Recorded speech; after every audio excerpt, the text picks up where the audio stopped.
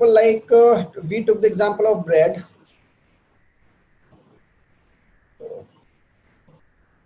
Right, and we assume that in 2000 the economy was producing 100 breads at the rate of 10 rupees, right? So the total value of the GDP was rupees 1000, right? Now, for example, in 2001,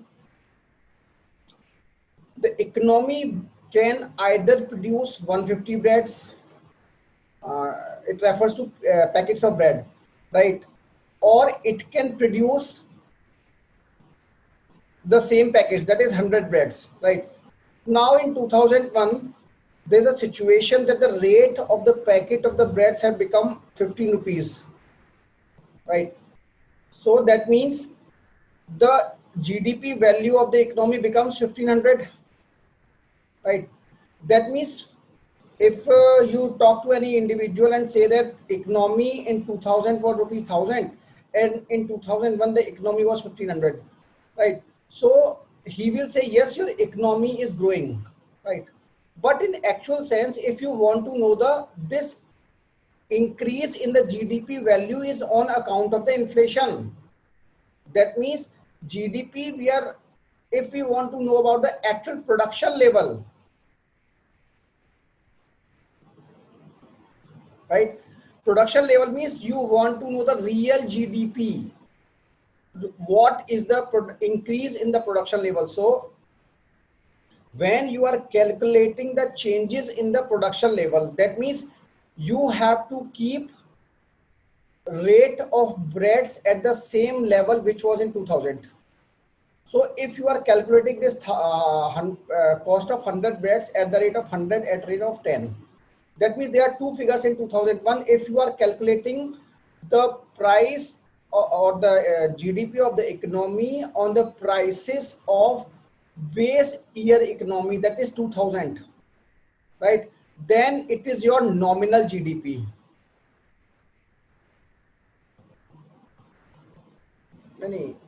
At this, sorry, it is your real GDP, right?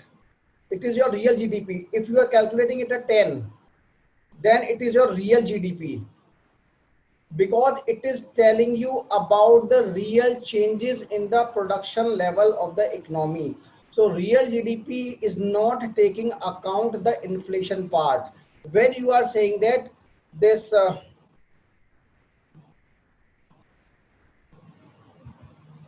when you are saying that your 100 bread, if you are calculating at 15 rupees in 2001, right, then it is your 1500. It is not telling you about the production level, but it is giving you the value, inflated value, right? So this is nominal GDP. So real GDP is telling you about the real production levels in your economy, while nominal GDP is telling you about, is taking into account the inflation part, while real GDP is not taking into account the inflationary part. It is telling you the actual production level in the economy. Any other question? Uh, Explain the importance of base year. Okay. See, base year is actually you should have certain parameter to compare, right? You can compare apples with apple and orange with oranges, right? I think this is clear. And for example, base year means, if you want to, the idea of base year is, for example, we are in 2020, right? And we were, for example, imagine a situation in 1990. So yesterday I discussed that in 1990, if you talk structural composition of the economy, right? So primary sector, the composition of primary sector was more than 20%. It's around 25%, right? But now in 2020, it is somewhere around 15 to 18%, right? So this is consistently decreasing. So if you want to compare your economy of 2020 with the parameters of 1990s, then it will not analyze the real strength of the economy. It will not be realistic. So for realistic terms, you should have certain base which is comparatively nearer to 2020. That means any year which is after 1990s, right? So it might be, then you will say that every year why we are not changing this base year, right? It will be more near, it will be more near, right? But the reason is such exercise took very much time. That's why either this base year is being changed after 5 years or 10 years. So yesterday what we saw in when we were discussing about GDP, it is being changed after every 5 years, right? But it was it changes from 2004 to 2011-12, right? That means it was supposed to be changed in 2009 to 10, but again I told you that this year 2011 was a census year, right? So it was more realistic, right? That's why the base year is providing certain basic parameter on which you can compare with certain things, right? So it is nothing but it is providing a more realistic picture to compare. Any other question? Hope it is clear.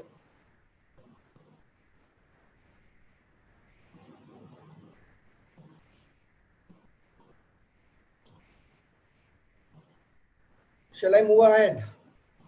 Any other question? So the growth rate calculation is based on base year and not with respect to last year. See, when you are comparing the GDP growth rate last year, that means 2019.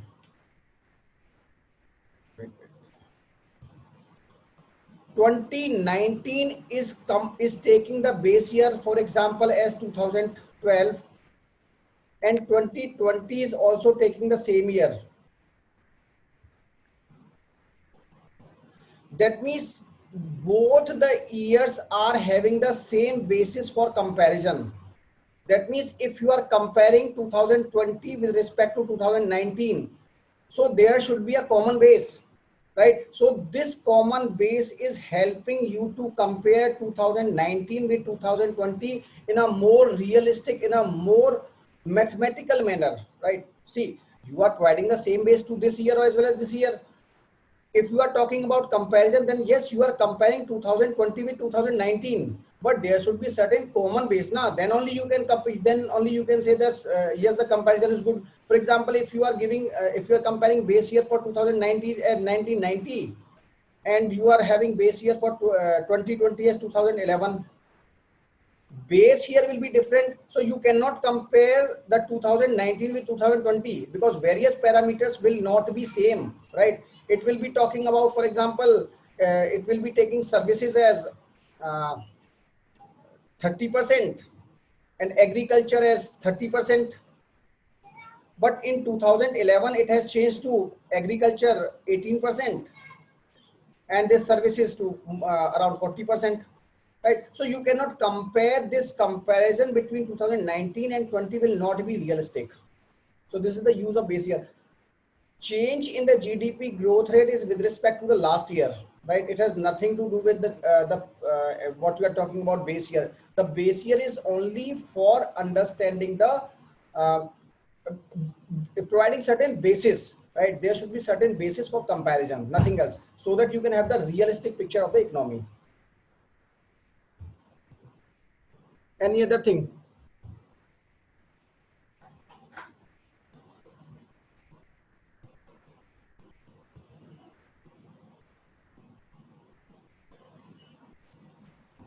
Sir, was the base year not changed even after the commencement of 10 years from 2011-12? See, again, it is under revision. Might be, again, I am telling you that these things take time. So might be these things are under process, right?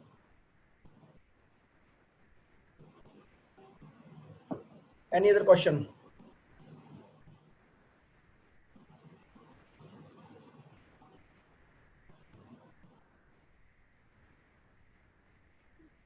For example, if you can recall, then this base year was changed in, I think, in 2015, right? That means there was a gap of 4 years.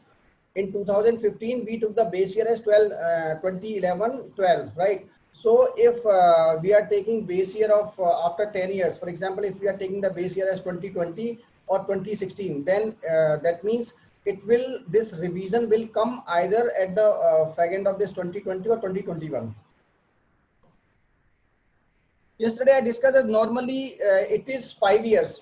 This time period is 5 years normally, right? But it can take, for example, if we are facing certain uncertainty, right? So it can be extended, but normally it is 5 years, 5 to 10 years. Normally it is 5 years, but it again depends upon the government. But it's a practice to change the base year. See, practice, even if you can understand all these what we have discussed, then you can yourself realize that change in the base year is must, right? So as to have the better, more realistic comparison. Correct. So shall I move up ahead? Today we are going to discuss this inflation part. Have you gone through last year question papers? Are you going through last year question papers from PT pre? Are you understanding questions that what UPSC is asking, especially from we have discussed monetary policy and GDP? I think you might be in a position to understand the questions which UPSC is giving. If I am not wrong, because I have followed the pattern of the UPSC. Okay. Now, starting this inflation. Talking about questions on inflation, UPSC is always asking questions on inflation by correlating it with monetary policy, right? Many a times you will find questions on which is interlinking inflation, CRR, or you can say quantitative tools. Sorry, I forgot to. Whenever I will get time, I will discuss qualitative tools. Yeah, it is of 10 minutes time, right? I'll discuss anytime qualitative tools, right? Yes, I can recall somebody yesterday asked me to discuss qualitative tool. We'll discuss, right? Even I have, I don't know whether I have prepared slide, but I have forgotten that where it is. But I'll definitely explain it to you. Qualitative tools, right? So UPSC is asking, it is correlating the inflation with your quantitative tools in the monetary policy. So whenever question is coming in UPSC from inflation, either it will be a direct question, right?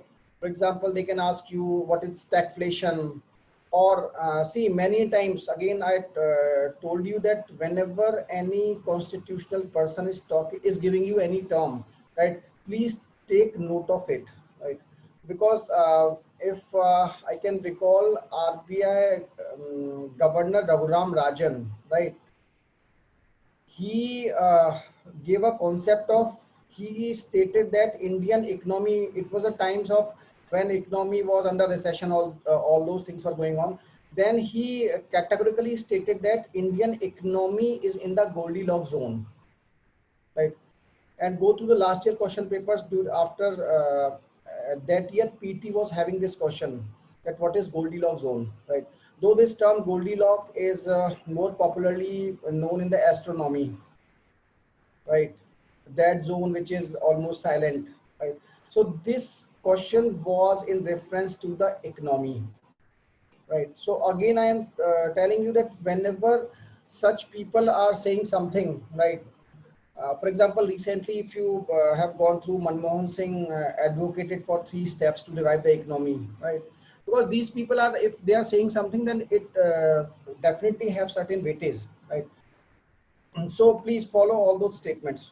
So whenever we are talking about inflation, many of the times you will have analytical questions on inflation, which will be interlinking your quantitative tools of the monetary policy with the inflation, right? Or there, it could be direct questions. So whenever you are trying to understand the inflation, please understand it in a logical manner and try to correlate it with the quantitative tool part of the monetary policy, right? Don't try to read it separate. So if you have gone through the questions, you might be realizing what I want to convey, because liquidity is nothing but liquidity is directly referring to the inflation part, right? So this is how we have to understand the inflation. Inflation for a common man, or even technically, it is sustained rise in the general level of prices for goods and services. That means the prices of goods are increasing. Simple. Increase in the prices, right? It is calculated as an annual percentage increase in comparison to the previous year. Secondly, the corollary can be either the prices are increasing or the value of your currency is decreasing. It can be either way, right? For example, there can be a situation when if you are having the constant price, at that point of time, the prices of this any object can increase, or there will be a situation when the supply is constant and the money supply is increasing. At that time, might be a possibility that you were in a position to buy a pen for 10 rupees, right? So it can be a possibility if the demand is increasing, not 10, take it initially a company is producing, for example, 10 pen, right? And if the demand of the pen increased, right, that means it will give rise to, for example, it was 10 rupees per pen, then because of rise in the demand, it might be a possibility that this 10 rupees becomes 12 rupees, right? On the other hand, there might be a possibility that if this is 10 rupees pen and everybody is having huge money. Initially, the economy was having only 100 rupees, right? So, and now it is having 10,000 rupees. It is the constant economy. That means initially this 100 rupee was chasing 10 pence, right? 10 pence. That means every pen was costing 10 rupees. Now in the another scenario, this 10,000 rupees are chasing again those 10 pence.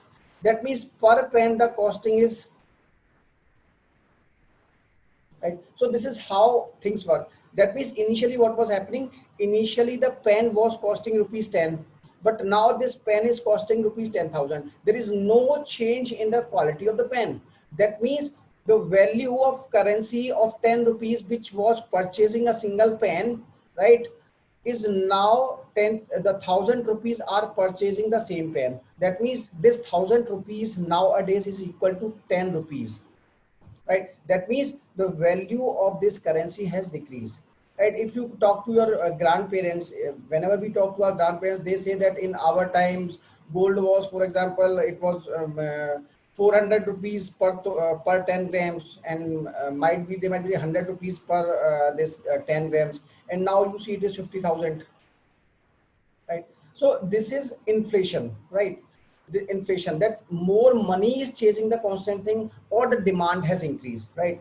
It can be either way, right? So if you talk about theories to understand this inflation, so inflation at macro level, these theories can be classified. See, UPSC will never ask you the theories, but I'm just putting it in this term so that, as to understand in a better manner. So first is Keynesian theory, and this is monetarist theory, that is Friedman theory, right? The idea of the Keynesian is, they are saying that, see, Keynesian is always talking about demand pull and cost push. These are the most popular known theories. And the third one is built in, right? Demand pull is simple, that your demand is increasing, nothing else, right? The Keynesian school believes inflation results from economic pressures such as rising cost of the production or increase in aggregate demand. This theory emphasizes upon fiscal and monetary policy to check inflation. See, Keynesian, if you talk about Keynes, then Keynes is very much popular about this demand theory, and Keynes always focuses on this your fiscal, your government part, right? When we are talking about depression, Great Depression of 1930s, then again we stated that what were Keynes saying? Keynes was saying that dig the wells and fill the bells, right? That means he's talking about the Keynes is talking about increasing the role of the government or the government agencies, right? So in this demand pull, Keynesian theory again in the inflation is talking the same thing. They are saying that the inflation can be either through the demand pull or cost push. But for both of the cases, they are saying that the intervention of the government is must, right? So this is Keynesian theory. Coming to cost push, simply cost push is nothing but you are increasing the cost, right? What I said that there are two parts in an economy. One is supply, another is demand. This is supplying, and the demand is being created in the market, right? Now the cost can be increased at this level, at the supply level. How the cost will be increased at the supply level? When the inputs to this level are increased. For example, initially, if you see this example, that this person is selling the balloon, right? And initially, the cost of the gas is $10, and so the balloon was costing at $5, right? But in the second scenario, this helium cost, which is input to this balloon, is increased almost double, 10 to 20. Now this seller of the balloon has increased the price of the balloon for 5 to 10, because the price of this gas, which is a raw material for this balloon, has doubled, right? So the selling price of this balloon has doubled because the input cost in this balloon has increased. So when production cost increases, right, then prices of any item will definitely increase, right? So cost push is nothing but if the input cost is increasing, right, then definitely the cost push inflation will take place. So if you see all these things, if you talk about a normal economy, then rising oil prices, it is natural. You might be knowing rising oil prices affect your input cost for every economic activity in a country like India. Rising nominal wage, right? So the better way is to understand the factors of production, right? So if your labor cost increases, right? If your investment cost increases, that means your loans are getting costlier. Cost of land increases, right? And cost of hire or entrepreneurship becomes costlier. If all these four inputs are getting costlier, then definitely it will lead to cost push inflation, right? Other idea can be the taxation is increasing, right? Definitely, if you can recall the yesterday's class, and what we are saying that GDP at market prices, right? That means the bread consumer, what was the final cost to the bread consumer? It was including the product taxes, right? Yes, VAT is indirect tax. VAT is indirect tax, Krishna Kant. VAT is indirect tax, and it has been replaced by GST, right? It is definitely indirect tax. So yesterday we were discussing that the final cost to the consumer in case of bread. Okay, higher direct taxes. Sorry. Okay. This is indirect tax. Right, this is indirect tax. Sorry, I'll update it. Thank you. Right, this is indirect tax. Right. So the implication of this indirect tax will result into increase in the selling price, rising food and energy prices, right? Devaluation, rising import prices, right? Rising import prices, that means the input cost will again increase. This term devaluation, already understand that when you devaluate your currency by a government order, right, that it becomes, then when rupee, the value of the rupee was depreciated in 1990s with the order of the government, then it is devaluation, right?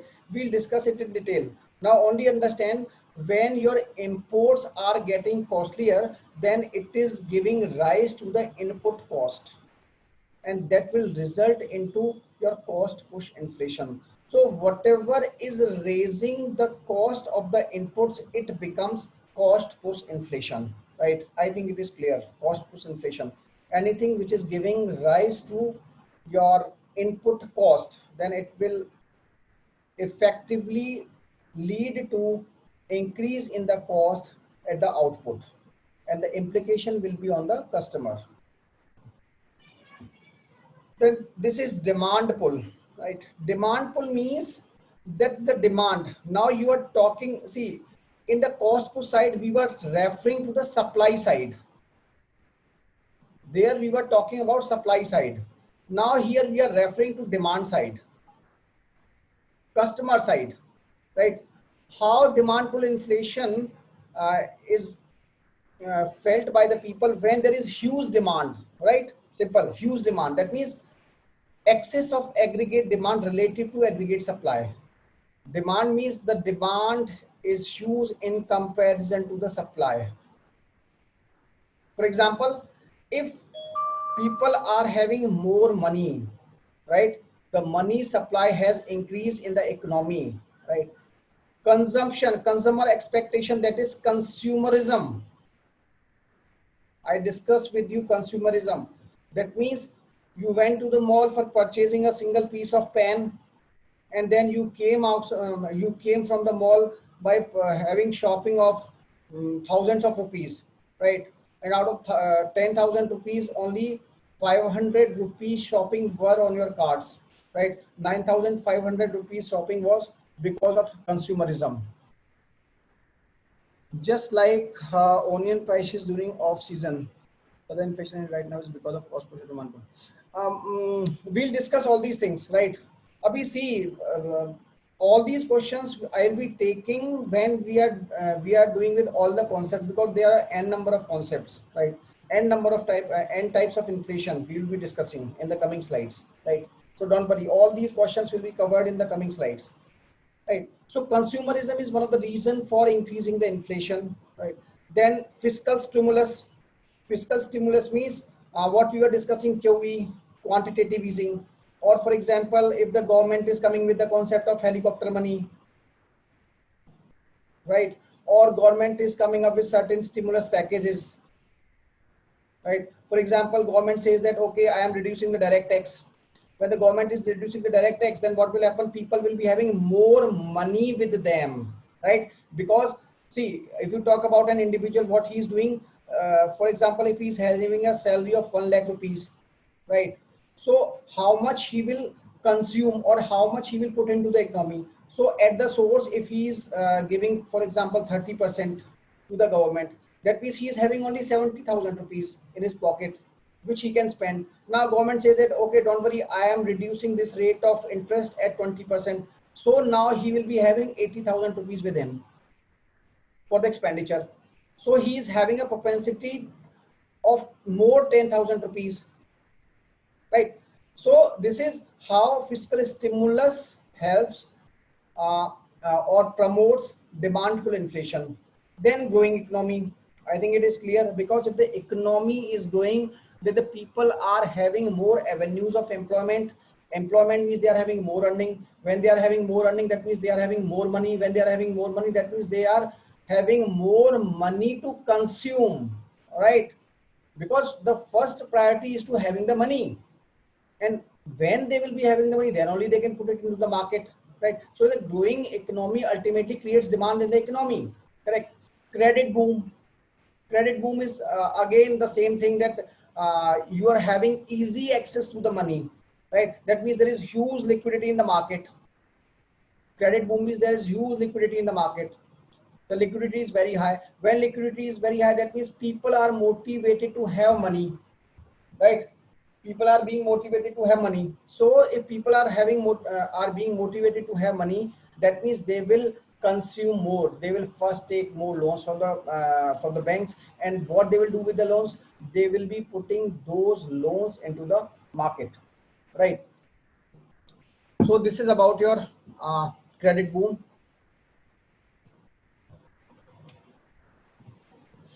Then built-in inflation. See, built-in inflation is nothing but this is about something inbuilt, right? For example, if prices of anything is increasing, right? Prices of, for example, if there is an anticipation that the inflation will rise, right? Then what will the individual who is working will ask the industry? They will say, okay, increase my wages, in the anticipation that the inflation is rising, right? So when they will ask for the increase in the wages, then this increase in the wages will ultimately result into cost push inflation, right? Right. That means initially it was an anticipation that the inflation will rise. That's why they are expecting more wages. And when they are expecting more wages, that means they are demanding the more wages, the wages are being increased. And when these wages are being increased, again, this is leading to cost push inflation. So this is going, it starts a vicious cycle. That means a cycle will start, which will lead to increase in the inflation on and on and on, right? So built-in inflation is nothing but it is a mix of cost push inflation as well as the demand pull inflation, right? So if you go through the definition, as the price of goods and services rises, labor expects and demands more wages to maintain their cost of living, right? The increased wages result in higher cost of goods and services, and this wage price spiral continues as one factor induces the other and vice versa. At this point, it is important to note that the expectation that cause built-in inflation always originates from either persistent demand pull or significant cost push inflation in the past. Can anybody give me the example to understand this? Any idea? Can you correlate it with something formal part? Are you aware of the concept of DNS allowances?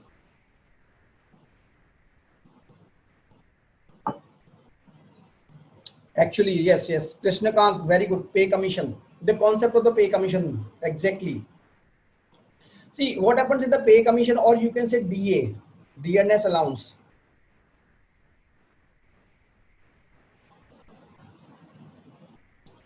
or the pay commission. Very good example.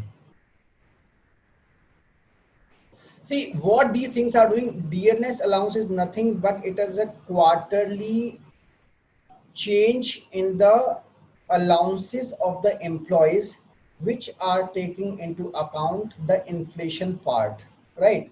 That means if there is higher inflation in the economy, then the salary of the individual who is being employed with the government, his income will increase, because salary comprises of your fixed component plus variable component, and variable component is one of the variable component is known as DNS allowance, right?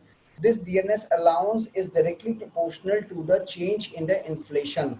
If the inflation is getting down, then it will this DNS allowance will decrease, and if the inflation is high, then this DNS allowances will increase, right? So this is all about a built-in inflation. So now see, if there is high inflation in the market, right? So to cope up with that, your DA will increase, or pay commissions are being implemented so as to realize the real economies, right?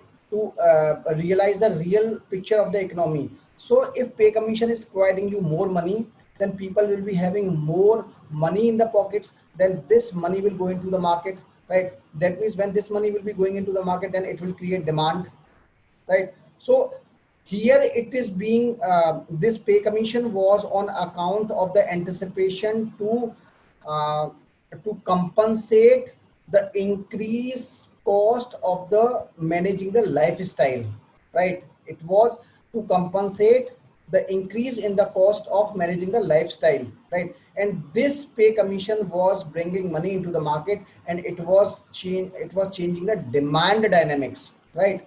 So it led to demand pull inflation. So demand pull, cost pull. So it is a built-in vicious cycle. So one is pushing the other, right? So it is a complex. It is a cost push, demand pull. Everything is playing its role. So this is built-in inflation. This is monetarist view. Milton Friedman is the proponent of this concept. Monetarist means monetary. Whenever there is a term monetary, then that means money supply, nothing else. So in the monetarist view, they are assuming that everything is constant. Everything is constant except M and P. This is formula, right, which we will try to understand the this monetarist view. What they are saying, that they are saying that money supply into velocity of circulation is equals to price level into real output, right? They are assuming that velocity of circulation is constant. That means it is liquidity in the market, nothing else. It is liquidity in the market, and real output does not change instantly, right? To an extent, it is almost fixed. It only changes after a particular point of time. It takes time to to have changes in the economy, right? So we are assuming that this Y and V are constant, right? So from this, we are having this theory is saying that the P, that the price level of any object is directly proportional to the money supply. If the money supply in the economy is increasing, then the price level of any object, right? Any object will definitely increase, because as we discussed in the previous slide, that constant supply, right, is being chased by, initially it was being chased by 100 rupees, now it is being chased by 10,000 rupees. The constant supply is being, constant supply means this real output, constant supply is being chased by the increase in the money supply, right? This money supply is being increased. That's why this, the cost of the price level of any object are rising, right? So monetarist view is nothing but it is telling you that if there is constant supply of anything, and in that scenario, if the money supply is being increased, then it will give rise to a situation which is being defined by the monetarist, right? Milton Friedman is the one of the proponent of this concept, right? So it is saying that inflation is always and everywhere a monetary phenomenon, right? This is the definition given by Milton Friedman, right? It is always a monetary phenomenon. That means a phenomenon of money supply, in the sense that it is and can be produced only by a more rapid increase in the quantity of money, right? That means what matters in the economy for inflation is the quantity of money, given everything constant in the economy, right? So monetarists are saying that every inflation in the economy is controlled and governed by quantity of money, right? So this we have discussed, output is fixed, therefore increase the money supply. Yes. The last point is very important. The price rise only due to the increase in the money supply, but there is no proportional relation, right? This is no proportional. See, this is equivalent to something, but there is no proportionality relation between the supply of money and the general price level, because there are n number of factors which are controlling this relationship, right? So in a constant economy, when everything is constant, and definitely it will be almost directly proportional to this money supply. But when the situations are changing, because n factors are governing this relationship, so you cannot say that if I am supplying 100 times of money into the economy, then definitely this will give rise to change in the price of any object by 100 times. No, It is not, it can't be said because n numbers of factors are governing. For example, it might be a possibility that demand is decreasing of that object, right? So there can be n number of factors, but yes, as per the monetarist, the cost of the or the inflation in the economy is a monetary phenomenon, right? Measures to control inflation. See, if we talk about the measures, then we can classify these measures into three parts. One is monetary, that means RBI will come into the scene. Fiscal, government of India come into the scene. Other means we will discuss. RBI, credit control, that means all the quantitative tools what we have discussed, right? That means if we can recall all the policies of the quantitative tool policies, then everything which is reducing liquidity in the market, any policy which is reducing the liquidity in the market. So for example, if you talk about repo, that means I have to increase reverse repo, I have to increase SLR, increase CRR, increase, right? So whenever there is liquidity, huge liquidity, high liquidity into the market, then RBI will control it through credit control measures, that is quantitative tool, right? And the objective will be to reduce the liquidity, correct? Then demonetization of currency, right? See, demonetization of currency means, for example, there might be a probability that there is huge probability of black money in the market. Black money is ultimately increasing the liquidity.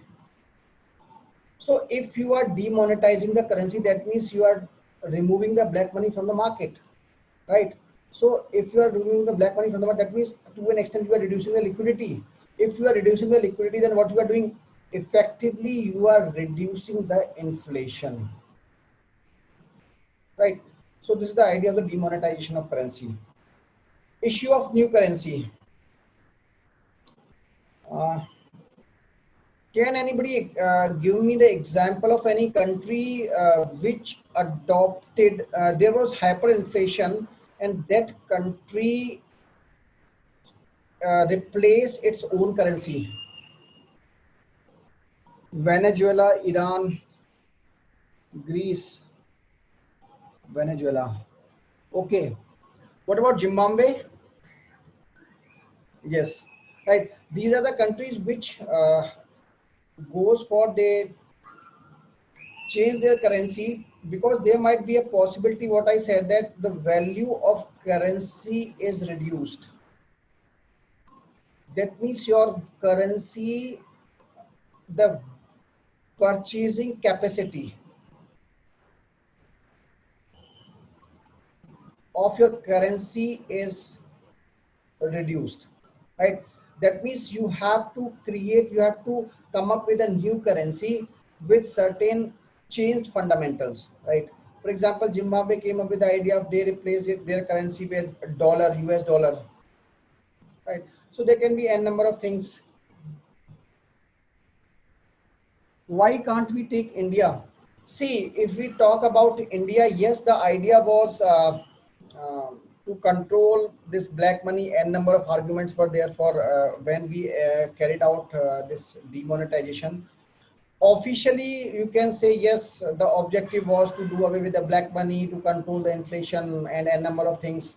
Even these things are being argued in the economic survey, right? But effectively, if you see, then see, I am talking all this informally, that if you see the records of RBI, even they are not in a position to tell you exact figures, right? And secondly, if you see the impact of this, they were saying that the digital transaction will increase, but it didn't happen. it was said that the currency in circulation will be less, but it is again not just justified after demonetization.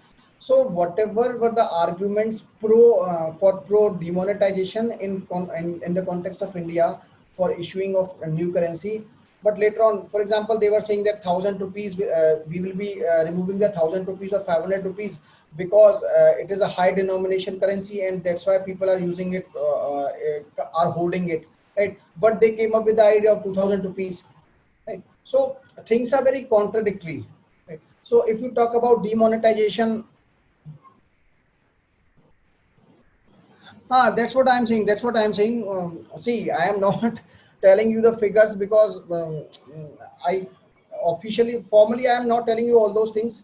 Well, every money, even they were expecting that initially it was said that we are having so much percentage of the black money, right? But RBI is saying that we have the economy, the money was back to RBI. Then where is the black money? We were claiming that demonetization will remove all the black money, and now you have received all the money back. That means there was no black money in the economy, and if there was black money in the economy, then how do you get the 90% of the 99% of the money back, right? So there are certain discrepancy between the objective of the demonetization and fallouts of the this process policies, right? So yes, there are political arguments, so we are not supposed to discuss all those things. So it is better that if you want to understand this demonetization, the official version of the government, please go through that demonetization from economic survey. There is official version of the demonetization, whatever what the government plans for that, right? There's written in that part, right? Coming to fiscal measures, fiscal means government of India, right? Cut in expenditure. That means actually there is a term fiscal deficit. Can anybody tell me, if you are going through the newspapers, that recently there was an article that, not the article, but the government of India has uh, is about to breach the fiscal deficit targets.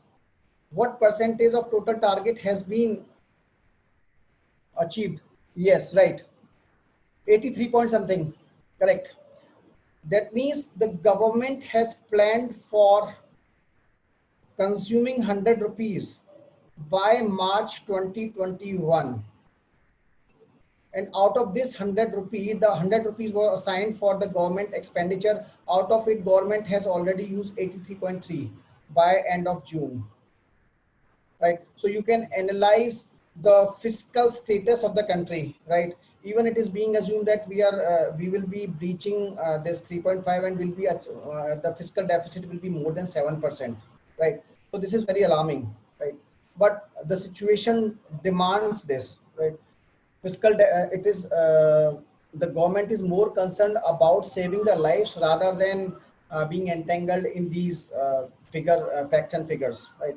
So cutting expenditure means you are reducing the fiscal deficit, right? For example, why government is saying that we are planning to this disinvestment policy? Because this, for example, there might be PSUs which are sick, right? So the what government has to do? Government is paying salaries to the employees of these sick PSUs. That means the expenditure is increasing. So now by selling all all the sick PSUs, what government will be doing? One government has to pay one-time payment to the employees, either by VRS or anything, or they will be earning from the sale of the PSUs. But after this year, they will not be paying money to the employees. That means their expenditure in the long run will be cut. This recurring expenditure will be no more with on the government heads, right? So cutting expenditure means the government is reducing their expenses. There was a very popular term during the time of this UPA, austerity measures, right? Austerity measures means, simply austerity means, at that time it was a very buzzword across this government sector. People were saying that for example, the government came up with the idea that there will be no meetings in five-star hotels, right?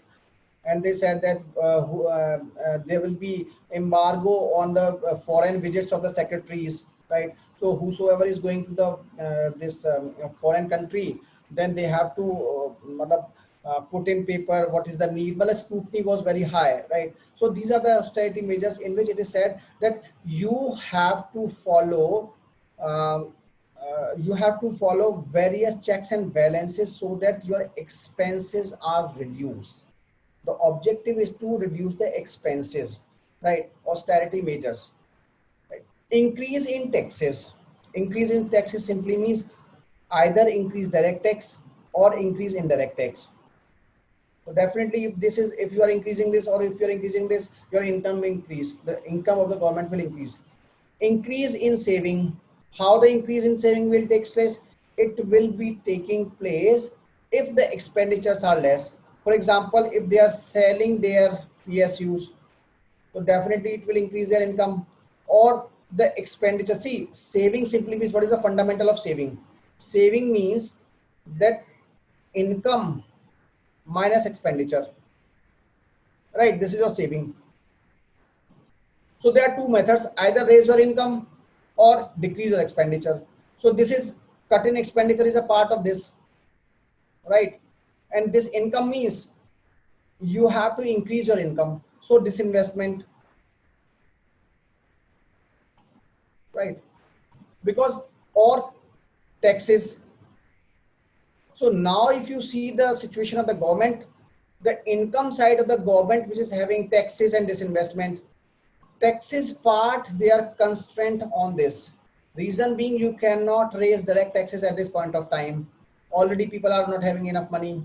You cannot raise indirect taxes to an beyond this level, because economy is already not a position to sustain the indirect taxes.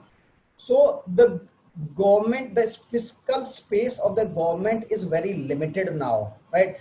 That's why they are aggressive on this investment part, because government, and secondly, expenditure, right? Government has to do the expenditure, has to do the expenses to revive the economy. Because if the government is not coming up with the this money into the market, then from where will the fiscal stimulus will come, right? So that means the saving can be either by reducing the expenses or by increasing the income, right? So reducing expenses means you are, that's why if you have seen the steps of the government has come up with the idea by not paying a hike in the salaries of the employees, right? Many of the state governments has reduced the salaries of the employees. They are not giving the allowances of the employees. Even many of the PSUs, for example, if you talk about Air India, salaries by 50% has been reduced, right? Not only Air India, many of the PSUs has reduced their allowances, right? So this is increase in saving. Surplus budget. Surplus budget is nothing when your income is more than your expenses. This is surplus, right? It is unimaginable in India, right? In a developing country, surplus budgets are not, you can't imagine surplus budget in the developing countries, right? Even even most of the developed countries, you cannot imagine surplus budgets, right? It is having its own, we'll discuss it, why the budget should be in deficit, right? Why it should not be in surplus, right? There are various reasons for that, right? Public debt. Public debt means that you are reducing your debt, right? You are taking less debt, because what happens in the economy when the government is taking debt, the government takes the debt for a certain objective. Now then, what will be the objective of this debt? This debt is taken by the government, and this debt ultimately is brought into the market in any form, right? And what this money into the market will do, it will increase liquidity, right? So reducing public debt is an idea, and this public debt again will increase the fiscal deficit of the government. So simple idea is, you have, the government has to reduce its expenditure or increase its income. Corollary, they have to increase their savings, right? Nothing else. Other measures: raise production, that means demand, sorry, supply side,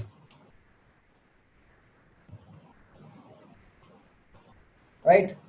Rational wage policy, that means the wage policy should take into account the realistic economic situation. It should not be like this, that you are raising the wages disproportionately, right? If you are raising, that's why the term is rational, right? If you are raising the wages disproportionately, that means more money will be chasing, right? More money will be chasing the constant supply, right? Then price control. Price control means there are various steps taken by the government which are used for controlling the price, right? For example, government came up with the idea of rationing. What does rationing means? I don't know about Hyderabad, but when this is there the concept of mother dairy in Hyderabad, mother dairy type of things, Safal. If you have been to Delhi, then you might be hearing the here mother dairy, right? Is there any such concept in mother dairy? Because in newspaper I have read that this in West Bengal, the government has tied up with certain outlets, right? And from there they were selling onion at the controlled price, right? So what happened in rationing? In rationing, that you are selling the price in Andhra. We have it. Okay, Vijaya is a company controlled by government in Telangana. Okay, right. So every state, most of the states are having such outlets, right? Certain such avenues, right? In which they are providing the basic facilities, or the best example is PDS, public distribution system. They are being provided by ration shops. In many of the states, they are said to be fair price shops, right? In which the poor, the individual who is not having enough money, they are going to these fair price shops, and they are being provided rations. Rations means they are being provided, for example, they will be getting 10 kg of rice at rate of 2 rupees, right? 20 kg of pulses at the rate of 3 rupees, right? So this is rationing. That means you are defining the price as well as the quantity, right? So these are the steps taken by the government to control the inflation. Impact of high inflation.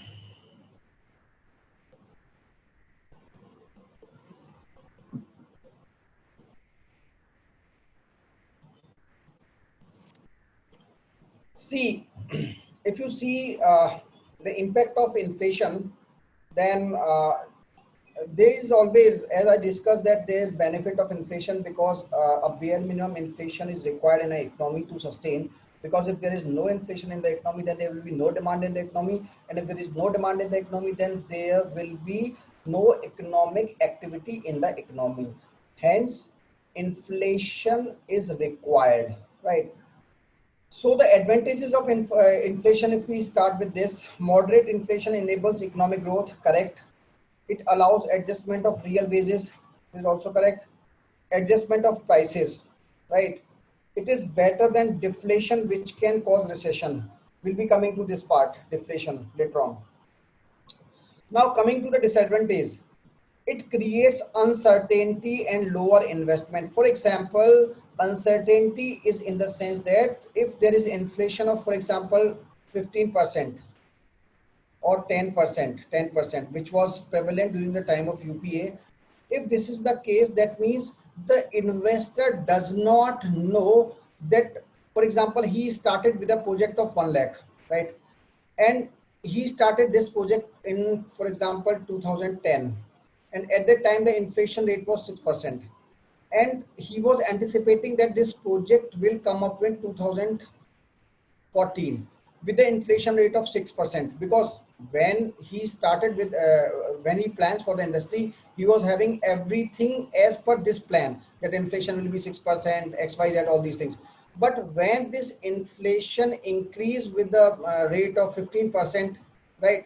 And this 2014 was shifted to 2018, right? So what happens? It was more than double. Right? It is a realistic picture. It has happened in our country, right? That means all his calculations were disturbed. When his calculations are disturbed, then he will be having the dispute with the contractor, because it is not only about the investor. He is having n number of ancillaries, he is having n number of interconnections, contractor, then his subcontractor, right? So this is a chain which is influencing the whole economic activity. So it creates uncertainty, and when there is uncertainty, then there is no investment or less investment, right? Then it is saying high inflation leads to lower growth and stability, right?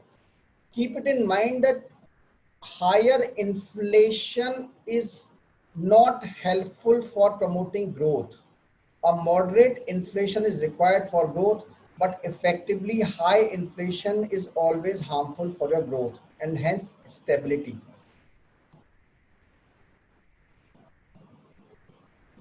Like most of the government undertaken project ex Polavaram, can they be quoted as disadvantages? Polavaram in which sense? In which sense you are talking that it can be quoted as disadvantage in terms of inflation? See, it's not only about Polavaram. I don't know. See, I don't know the ins and outs of the Polavaram, but I only know that it is a multi. I think it is a multi. This multi-uses project. See, there are n number of projects, right? There are n number of projects uh, where you can see its influences. But what I am telling you is a practical situation. It happens, right? So if there is any such thing is being repeated in, if it is being repeated in Polavaram, then you can replicate it there. But this is the general idea that how things takes place while executing the projects, or how it affect your economy, right? It reduces your international competitiveness. Can anybody explain this international competitiveness?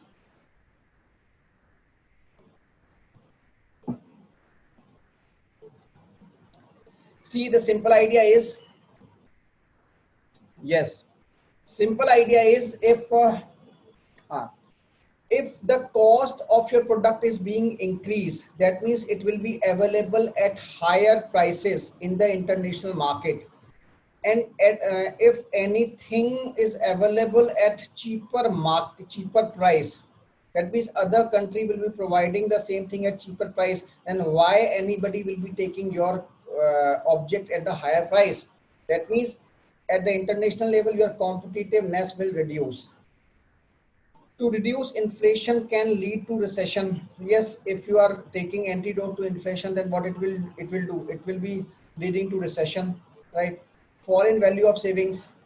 Yesterday I discussed that if you take about the effective income of an individual, if you are being paid 4% in the saving rate and inflation is 7%, then your effective earning is 4 minus 7. So your, if this component is increasing, if inflation rate is increasing, then it is leading to the term dis saving. The term is dis saving. Inflation, higher inflation results in dis saving. That means effectively now, if your money is with the this bank, then it is drawing interest rate of minus 3%. Effectively, I am talking effectively, right? So this is the idea of dis saving. You are dis saving the money. If wages don't keep up, lower real wages, it is right. If for example, if there is private people, or who is in informal or informal type of employment, then he will not be compensated with the DNS allowance, right? DA is only being given in the government organizations or formal private organizations, certain formal private organizations. So if the price rise and the individual is not being provided DA, what does it mean? It means his real wages are lowered because the inflation is rising, right? So this is the idea. These are the advantages and disadvantages. Now coming to this. Workers with strong wage bargaining power. That means if the individual is in formal sector, correct, or government employee, then every quarterly he is being provided with DA, increase in DA, to compensate the increase in inflation, right? Ultimately he is in benefit, right? Why, for example, he is in benefit because there is increase of, for example, 3000 rupees, extra 3000, but the practically he will only be spending extra 1000 rupees. Effectively he will be having extra 2000 rupees, right? For example, the best example is if there are many companies which are giving petrol allowances, right? Petrol allowances is directly proportional to the rates of petrol. So for example, if an individual is staying in any city, for example, an individual who is being employed in Hyderabad and staying in Hyderabad, and he is drawing allowances for 100 liter of petrol monthly, right? And initial, for example, in March, the cost was around 70, right? And in July, the cost is around 82, right? So there is change of 1200 rupees. But effectively, if you see this person who is staying in Hyderabad, he might only be spending only 10 liters. So he might be spending extra 120 rupees, right? So he will be having a saving of effectively at least 1000 rupees. So here he is saying that workers with strong wage bargaining power, right? Debtors if real interest rates are negative, right? See, debtors means, for example,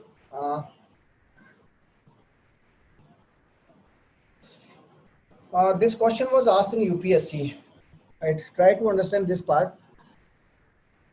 If you are, mm, if you took loan,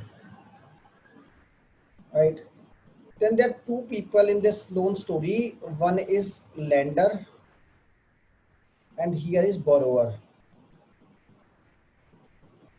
And for example, the situation is inflationary, right?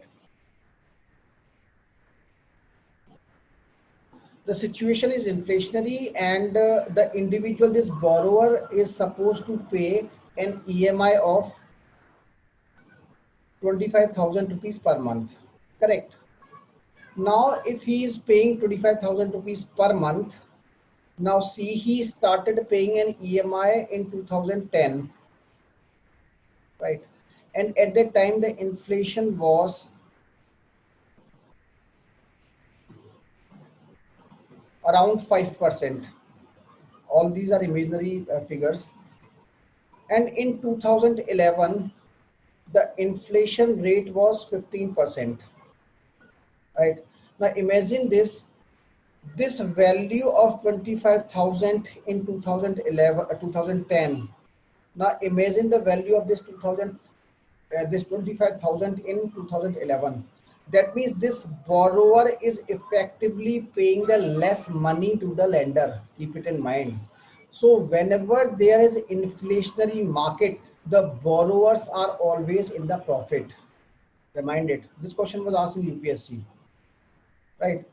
The borrower in the inflationary market is always at the winner side because effectively he is paying less amount of money to the lender because inflation is eating away his income. This 25,000 is effectively around 20 or less than 20,000, right?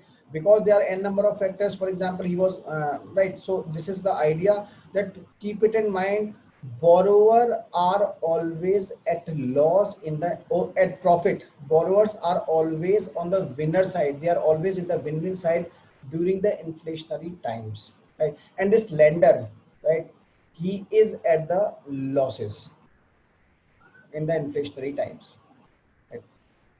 This is the idea. Huh. Now if you say that, if you if you take the situation vice versa, if this lender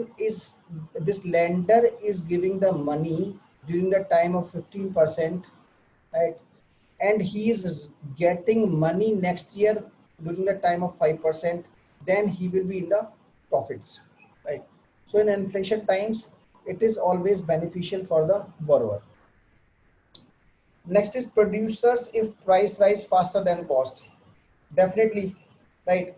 Because cost push inflation is there,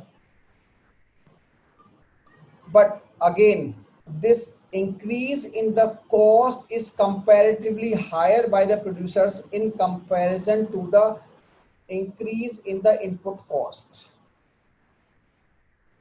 right? Losers, retired on fixed incomes, right? It is very clear that you are having fixed income, which is not having any taking into account the inflation part. And if you are having rupees 100, for example, 100 is your fixed income, right? And you are retired, now there is no scope of any extra earning, then definitely this inflation will result into this saving. Lenders if real interest rates are negative, this we have discussed. Savers if real returns are negative, definitely we discussed with the taking of the example of that bank, right? Real returns negative means this is the real return, 4 minus 7, this is the real return. Workers in low paid jobs, definitely in unorganized sectors, what is happening that people are not being compensated for the increase in the inflation.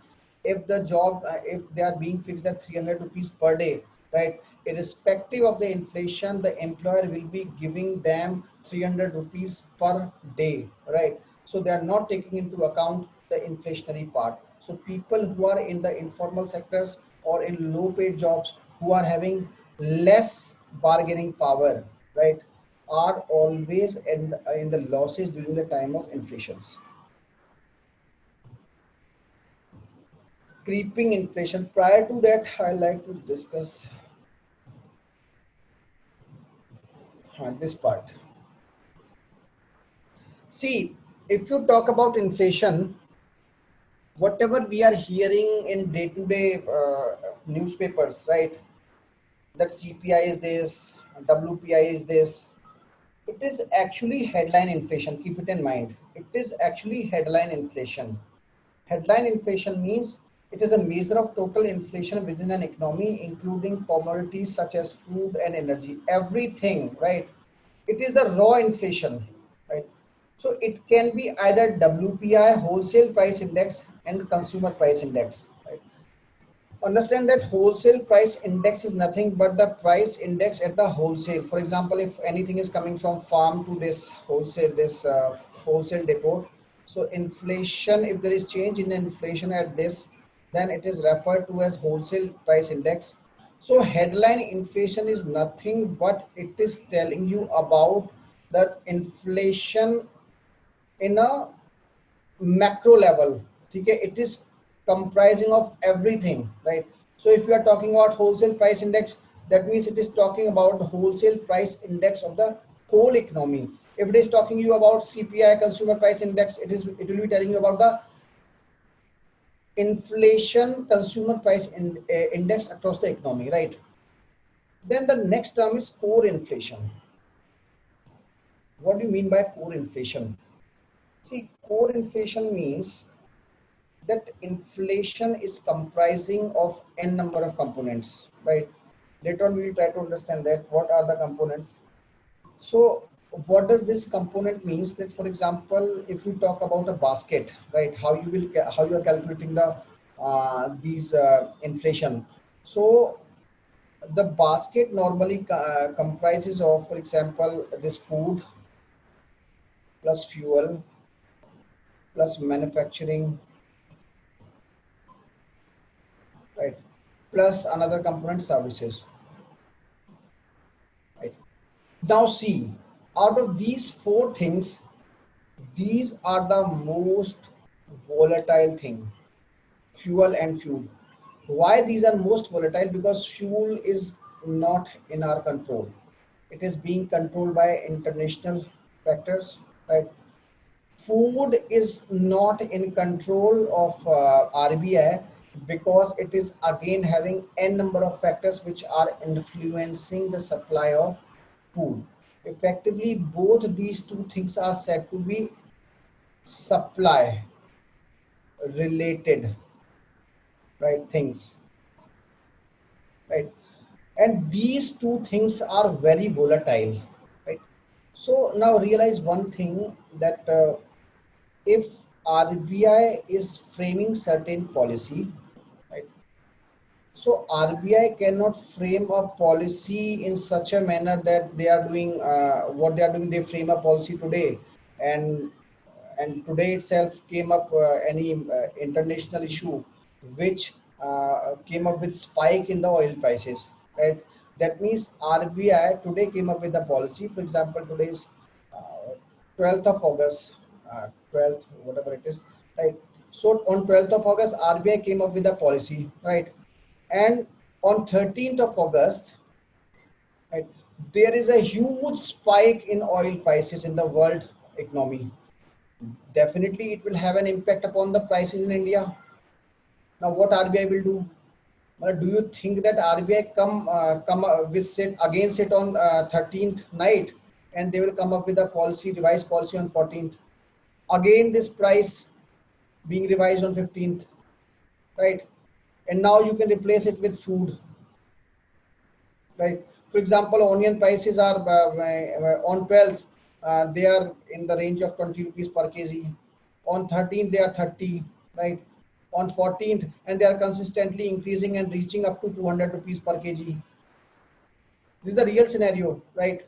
Real picture, right? So that means you anticipate that RBI will be meeting on a day-to-day basis and will be revising their policy on a day-to-day basis. No, right? Because it is again the question of the credibility of the RBI, right? So there should be certain parameter which should be considered by RBI when they are framing monetary policy. Because as we have discussed in the previous classes, the mandate of the RBI is to control the inflation, right? So they should have that component of this inflation, which should not be volatile, or it should be less fluctuating. Though there will be fluctuations, but the fluctuations will not be so much of volatile that they are moving on a day-to-day basis. Correct. So the idea is of core inflation. So the core inflation means the inflation which is comparatively less fluctuating. That means the inflation which is excluding, it is nothing but headline inflation. That means this thing, the total inflation minus food and fuel inflation, or it excludes volatile price movement, notably food and fuel. All the inflation which is taking into account everything, or headline inflation, except food and fuel inflation. That means it will be more stable for taking the policy point of view, right? So whenever RBI is taking into account for policy framework, RBI is only taking cognizance of this type of inflation rather than this inflation. Keep it in mind, right? So this is the idea of the headline inflation and core inflation. Yes. Right. So if normally if you are seeing the inflation 6.3, 7.3, 2.3, it is actually be it WPI or CPI, it is actually your headline inflation, and core inflation is being used by this RBI to for their policy framework, right? Now, if you talk about the types of inflation, right? These are the types of inflation. Uh, this is creeping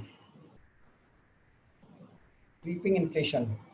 Creeping, as the name suggests, it is very slow, right? Less than 3%. See, these figures are immaterial, is just for understanding, right?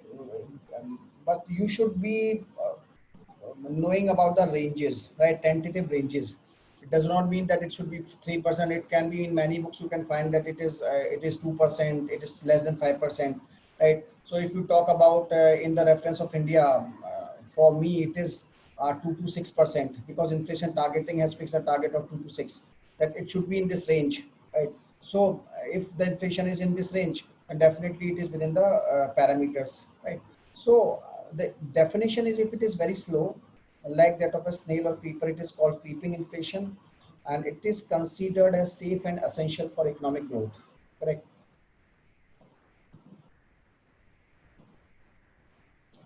Then coming to next, walking or trotting. Right. So the when price rise moderately and the annual inflation rate is a single digit, 3 to 10%, it is called walking or trotting inflation. At this rate, it is a warning signal for the government to control it before it turns into running inflation, right? That means creeping is controlled, walking is now controlled, but in the coming future, it is anticipated that it might lead to running inflation. That means the situation will be alarming, right? So prior to that, the government should try to control this. The alarm should raise before the government that the situation is going is about to out of control. So take corrective measures. Then comes running inflation. Running inflation means it is running at the speed of horse speed, that is 10 to 20, right?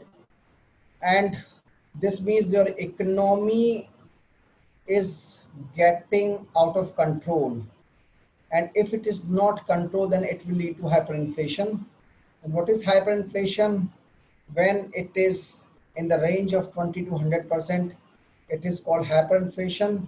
And it is actually total collapse of the monetary system because of the continuous fall in the purchasing power of the money. The best example of hyperinflation is Zimbabwe. When if you have gone through this Google, there are many anecdotes that people were going to the markets with truckloads of money, right, and coming up with 1 kg of potato from the market, right? So these are the examples of hyperinflation. That means your money, what we are saying, what monetarists were saying, that huge money is chasing the constant supply, right? That means the hyperinflation can be defined by the monetarist point of view. They are saying that huge money supply is chasing the constant supply, right? So hyperinflation is actually total collapse of the monetary system. That means you have to replace the existing monetary system, right? That means you have to either replace your currency, right, or any other measure, right? So in case of Zimbabwe, you might be aware that they adopted this, I think, US dollar, right? This concept of replacing the currency with any other dollar is termed as dollarization, right? See, dollarization does not mean that you are supposed to replace your currency with dollar only. Keep it in mind. Can Pakistan be said to be in running inflation? Here, I am not aware of the inflation rates in Pakistan. Right? If you can please mention it, and definitely we can put it in this frame. If it is 10 to 20, then definitely it will be in that in this running inflation phase. Right? So dollarization is nothing but it is a process in which a currency of a country is being replaced by the currency, right? So by a foreign currency, and this foreign currency can be either of the country's currency. It's not necessary that dollarization means that you are replacing your currency with a US dollar only. But in the case of Zimbabwe, it was US dollar which replaced the Zimbabwean currency, right? So this is about your these running inflation, hyperinflation, all these things. Next term is stagflation. Stagflation, if you have gone through these the economist these articles in the newspapers prior to this COVID, many there was a range of economists who were arguing that India is in stagflation, right? So many were arguing no, India is not in stagflation. So I was talking about the term Goldilocks Jones. So actually, the world was many European countries during the time of this 2008 recession were in the were in depression, right? So they were in stagflation. So at the time, Raghuram Rajan coined this term that no, we are in the Goldilocks zone, right? So coming to the stagflation, it comprises of two terms: stagnation plus inflation, right? Stagnation means, what do you mean by stagnation? Stagnation means stagnation. The macro parameters of stagnation are weak demand. That means there is weak demand in the economy. Why there is weak demand? Because there is no employment with the people. Why there is no employment at the people? That either the GDP is not growing, or even if it is growing at snail's pace. So these are the three macro indicators of stagnation, right? That means GDP is either growing at snail's pace or not growing at all. What does it mean? That means it is not providing you the jobs or leading to unemployment. What does it mean? The people are not having money. If people are not having money, then what is happening? There is weak demand in the economy, right? This is the characteristic of stagnation in the economy. Now, if you add inflation, right? Already the situation is worst. People are not having money. On above of that, you are bringing inflation into this first scenario. That means you are complicating the economic situation and making it more worst. So stagflation is not a good sign for the economy. It is when your economy is passing through the worst phases, right? So stagflation is nothing but stagnation plus inflation. So Goldilocks zone is just opposite to stagflation, right? That means your GDP is doing good. When your GDP is doing good, good employment opportunities. When this is the case, then there's huge demand in the economy, right? And along with this, there is a moderate inflation, right? So Goldilocks zone is nothing but it is opposite to the concept of stagflation, right? So stagflation can be defined as a period of inflation combined with a decline in GDP or all these macroeconomic indicators. So if you talk about at the worldwide level, the oil crisis of 1970s and 1990s Indian economic crisis, right? So these were, you can say these were the times of stagflation, right?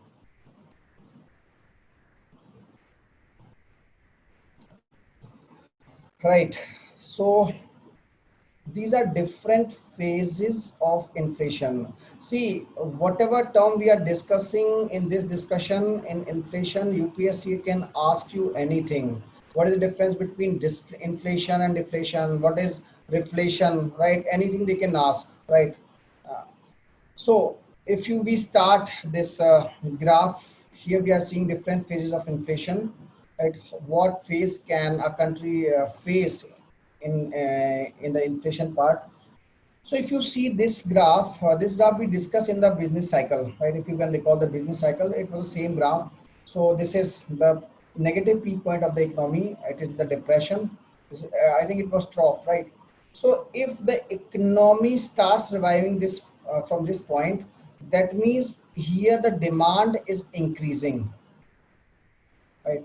Demand is increasing, but this demand is not has not reached to the threshold. This is the threshold, right? Which so reflation is the part of inflation which is the recovery phase, which is the recovery. This is the recovery phase. Inflation is the recovery phase part from recession in the economy, and it starts increasing, but still remains in the negative regime, right? The positive part of reflation is that uh, it is trying to come out of the depression, right? But still it is beyond this positive zone, right? It is still in the negative regime. It is characterized by stimulating the economy, leading to economic expansion. Is very much established because during this time, what the government will be doing, government will be stimulating the economy by various fiscal stimulus.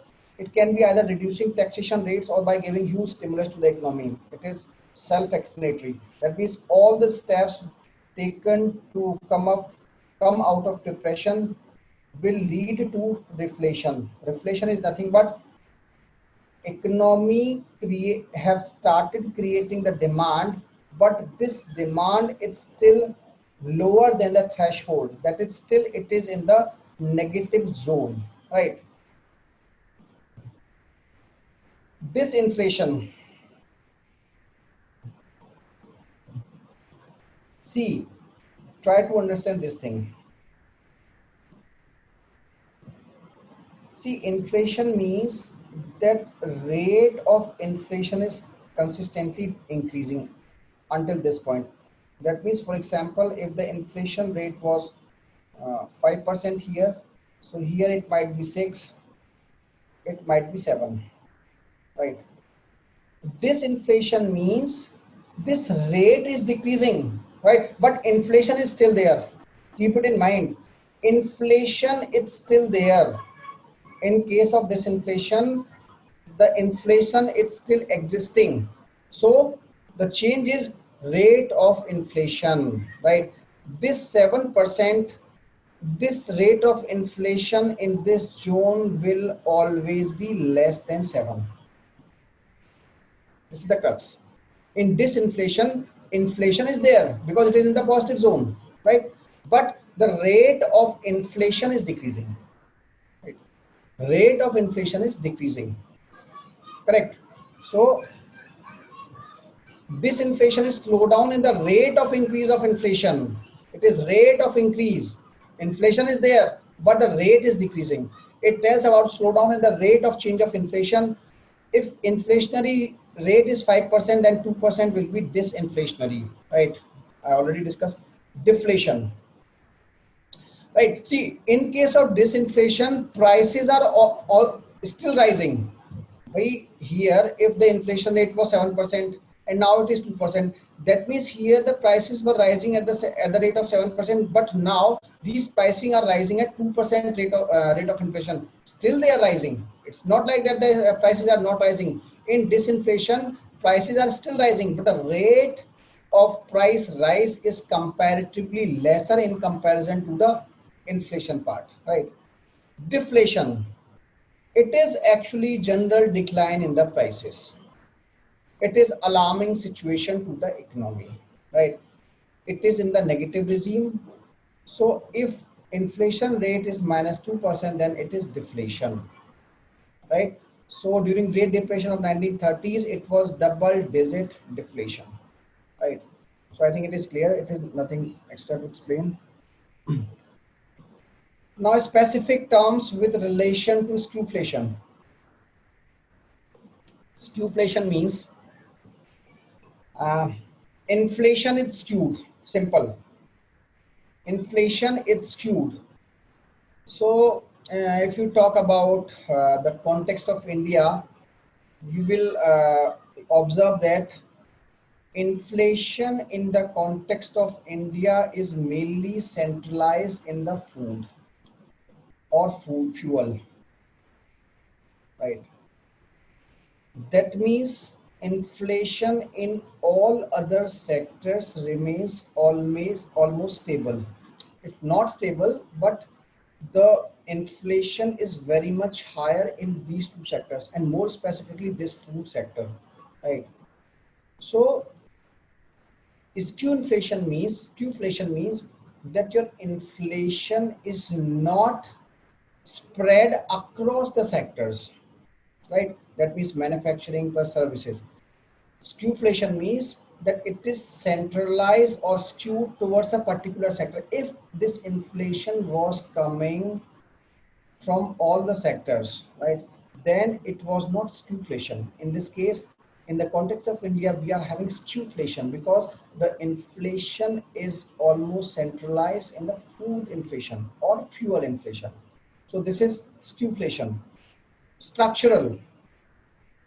See, structural simply means that it is the problem with your structure of the economy. That means a macro concept, structure of the economy, right? Structure of the economy means, for example, if you are talking about food inflation, right? When we will be talking this agriculture part, then you will be seeing that we are not having proper infrastructure in the agriculture part. For example, there are many examples that people during the time of harvesting of this onion, right, are selling at the rate of, they are not even getting the price of 2 rupees, right? And in some part of the country, the people are supposed to pay at 150, right? Even in any part of the year, the farmer is selling it as 2 rupee, 3 rupee, but in some part of the year, the consumer is getting it at 200 rupees. And the same goes with n number of crops, right? So it means there are various issues with the structure of the economy, right? Infrastructure, it can be with the infrastructure issues. There can be certain policy related issues, right? It can be with respect to the integrity of the people, the social aspect of the people, and businessmen want to hold the all these things for the to realize the maximum pricing, right? So these are the part of structural. These inflation on such accounts is said to be the structural. It is on account of the weak institutions, right? Weak institutions and imperfections of the market, right? Uh, so I think this is too much for today. I would like to take your questions now. Right? Raise your questions. Aditya Shashank is asking base rate and quantitative easing and its effect. Okay. See, base rate and quantitative easing. The idea of the base rate is try to understand that um, whenever you are going to bank, right?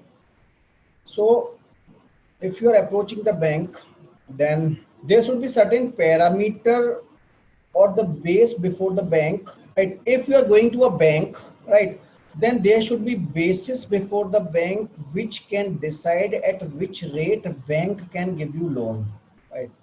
So base rate is nothing but it is providing a basis to bank, right? Nothing else. Bank cannot give loan to any individual below this rate, first thing.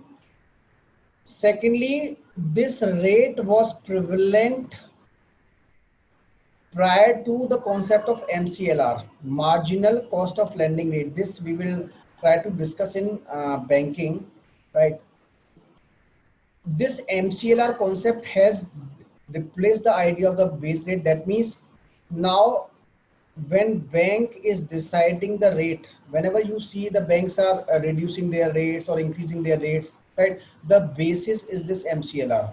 Now if you see nowadays, whenever RBI is coming up with a change in their monetary policy, in the coming days the banks came up with changes in the interest rates, right? Why is it so? Because there is MCLR, which is giving you a formula which will define the interest rate to the consumer.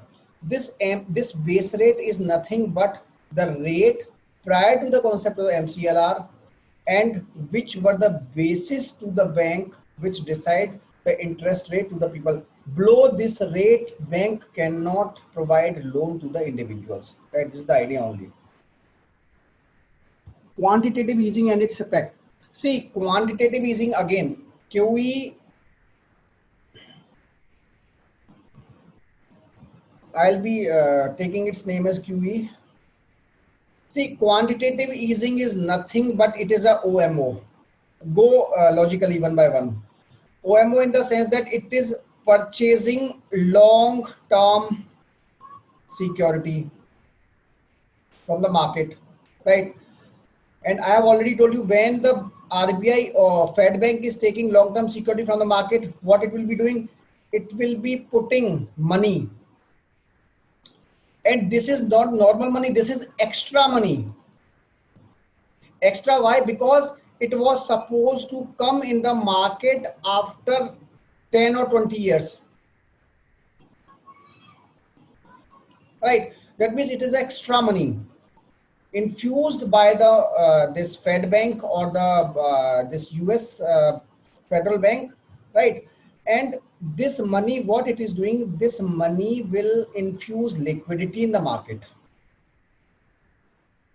First thing.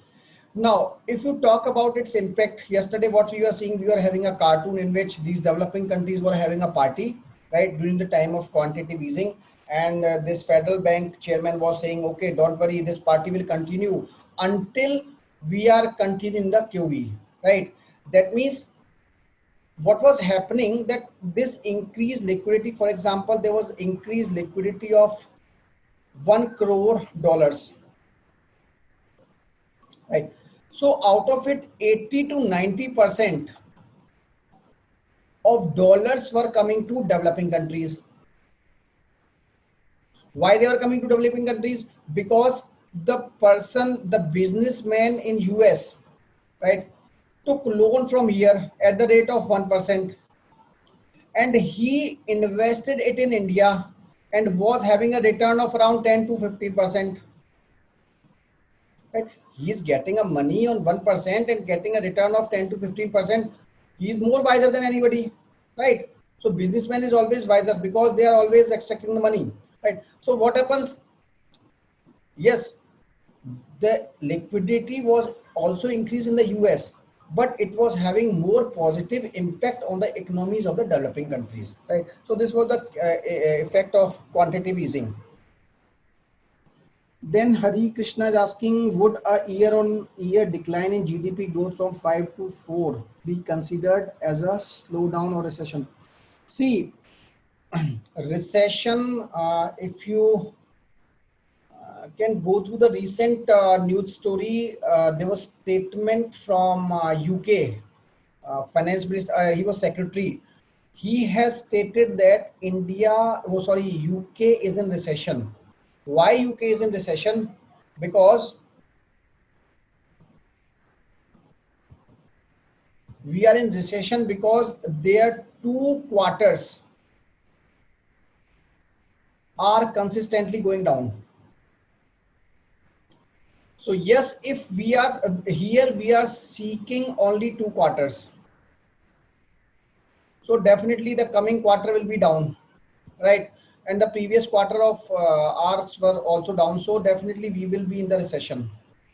So for analyzing the concept of recession, there is no need of going into the year part. We are supposed to see quarter basis, only 2 quarters. If we are the growth GDP growth rate is slowing for consistently for 2 quarters, then it is recession. Any other question? See, slowdown is actually, again, it is a depression sort of thing. Then 2 to 3 years, it's a long term thing. It's a long term thing. Any other question from today?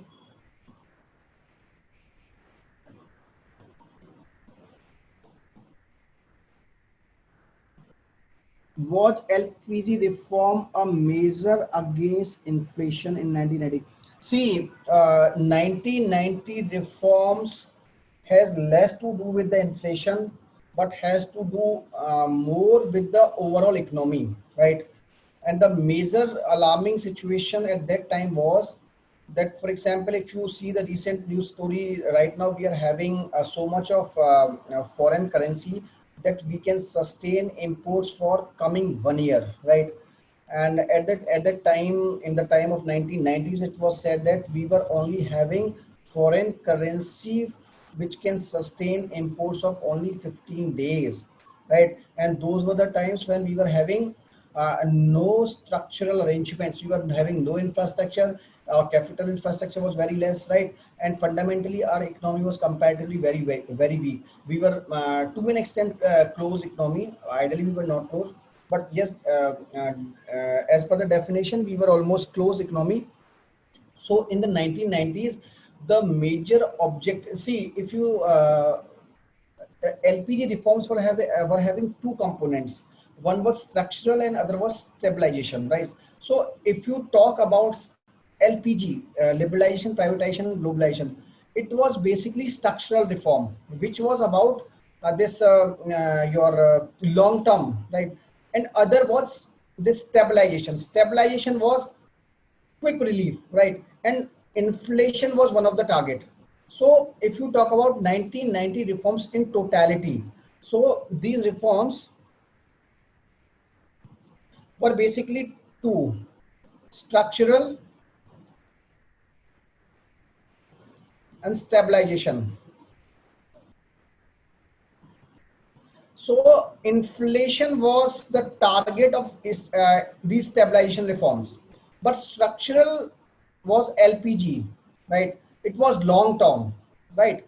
Inflation, yes, if you talk about the 1990 reforms, right? 1990 reforms were comprising of two components, structural and stabilization. Normally we only talk about these LPG reforms, but 1990 reforms, if you go through NCRT, it is explicitly writing this thing that 1990 reforms were about structural and stabilization reforms, right? So yes, 1990 reforms also targeted this inflation through stabilization measures. Any other thing?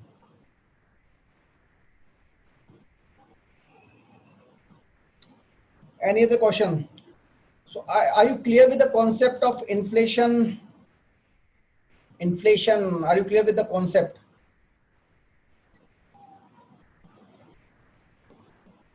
Please go through all the definitions which we have discussed: qflation, stagflation, this structural inflation, because many of the time UPSC is asking such concepts, that what is structural inflation, whether India is facing which type of inflation, right? And many times what happens that your economic survey are analyzing the economic situation for that particular year, right? And they are using some special terms. For example, they might use structural inflation, right? So UPSC can ask you such all these concepts, right? And any inflation which is in the news, right? Because any economist can quote any other inflation with reference to India, right? So definitely UPSC will definitely can ask you such new concepts, right? So I think it is too much for today. Thank you very much. And please do revise the questions. Go through the last year UPSC questions. Thank you very much.